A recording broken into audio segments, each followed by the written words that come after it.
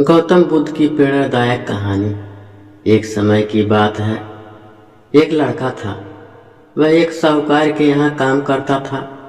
उसका गुजारा मुश्किल से चलता था। वह रात को अपने लिए 4 रोटी बनाता और खाता। कई दिन से उसकी एक रोटी कोई चुरा कर ले जाता। एक दिन उसने देखा कि एक छोटा सा चूहा आता है और उसकी रोटी लेकर चला जाता है। उसने उसे रोका और कहा, मैं बड़ी मुश्किल से 4 रोटी कमा पाता हूँ। मैं आगे ही परेशान रहता हूँ। मेरी गरीबी कब दूर होगी? और ऊपर से तुम मेरा एक रोटी ले जाते हो। चूहा बोला, मैं तो अपनी किस्मत की खाता हूँ।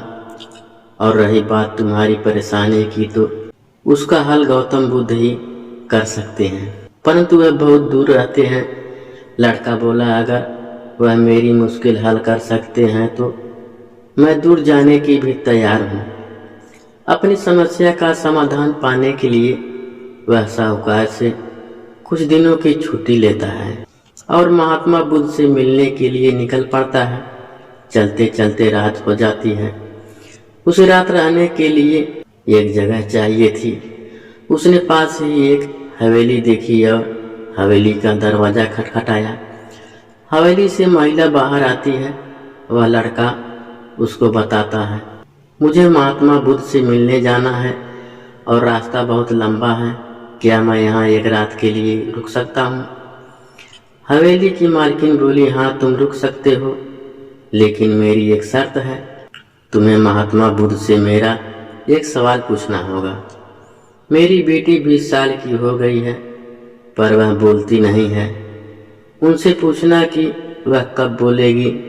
लड़का बोला, ठीक है, मैं महात्मा बुद्ध से आपके प्रश्न का उत्तर पूछूंगा। एक रात वहां रहकर लड़का अगले दिन अपने सफर पर चल पड़ा। आगे एक पर्वत और दुर्गम रास्ता था। वहां एक जादूगर तपस्या कर रहा था। वह लड़का उससे महात्मा बुद्ध तक जाने का आसान रास्ता पूछता है।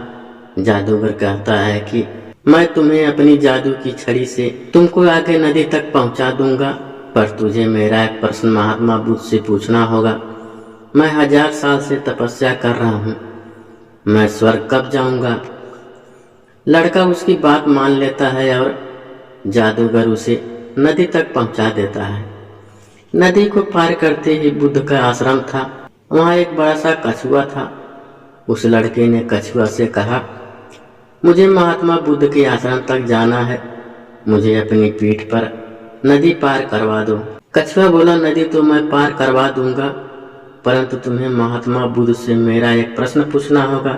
मैं 500 साल से नदी में हूँ। मैं ड्रैगन कब बनूंगा? लड़का कछुए की बात मान लेता है और वह नदी पार करवा देता है। वह महात्मा बुद्ध के आश्रम पहुंच जाता है। जब वह महात्मा बुद्ध से मिलता है तो कहता है कि मुझे आपसे अपने प्रश्नों के जवाब चाहिए। महात्मा बुद्ध कहते हैं, ठीक है, लेकिन मैं केवल 3 सवालों का ही जवाब दूंगा। महात्मा बुद्ध देखना चाहते थे कि वह किसके प्रश्न का त्याग करता है। उधर लड़के के मन में दंड चल रहा था कि मैं किसके सवाल का त्याग करूं। कछुआ 500 सालों से इंतजार कर रहा है। जादूगर 1000 सालों से, गूंगी लड़की 20 सालों से, और मैं भी आर्थिक परेशानी का हल ढूंढने बहुत कठिनता से यहाँ पहुँचा हूँ। फिर वह गहन विचार करता है कि मैं ज़्यादा मेहनत करके अपनी समस्या सुलझा सकता हूँ। इसीलिए उसने अपने प्रश्न का त्याग कर दिया। उसने गूंगी लड़की, कछुए और जादूगर तीनों के प्रश्न महात्मा बुद्ध से पूछे। महात्मा बुद्ध से तीनों के प्रश्न का जवाब लेकर वह वापिस आ गया। सबसे पहले नदी तक पहुंचा तो उसे कछुआ मिला। कछुए ने अपने सवाल का जवाब मांगा। उसने कछुआ से कहा, महात्मा बुद्ध ने कहा है कि जब तुम अपना कवच उतार दोगे तो तुम ड्रैगन बन जाओगे। कछुए के कवच उतारते ही वह ड्रैगन बन गया। उसके कवच से बहुत सारे मोती निकले। कछुआ बोला, यह मोती मेरे किसी काम के नहीं हैं, इसीलिए इन्हें तुम्हें इसी ले जाओ। वह लड़का मोती लेकर आगे पहाड़ी पहुंचा। उसे वहां जादूगर मिला। उसने अपने सवाल का जवाब मांगा। लड़के ने जादूगर से कहा, महात्मा बुद्ध के अनुसार तुम अपनी जादू की छड़ी छोड़ते ही स्वर्ग जा सकते हो।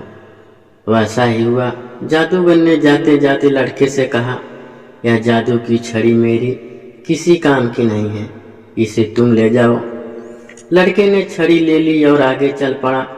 चलते चलते वह हवेली तक पहुंचा। हवेली की मालकिन ने अपने सवाल का जवाब मांगा। लड़का बोला कि आप अपनी बेटी की शादी करवा दीजिए, वह शादी करते ही बोलने लगेगी। हवेली की मालकिन बोली कि तुम महात्मा बुद्ध से उत्तर लाए हो, इसीलिए तुम ही मेरी बेटी से शादी कर लो। लड़के और लड़की ने एक दूसरे को पसंद किया और उसकी शादी कर दी गई। शादी होते ही लड़की बोलने लग गई। इस तरह लड़के ने 3 लोगों की मुश्किलों को देखकर अपने सवाल का त्याग किया। उसे त्याग के फल में मोती के रूप में पैसा, छड़ी के रूप में शक्ति और एक रूपवान पत्नी मिल गई। यह कहानी हमें बताती है कि किसी की मदद के लिए ज्यादा सवालों की जरूरत नहीं होती और त्याग का फल हमेशा मिलता है।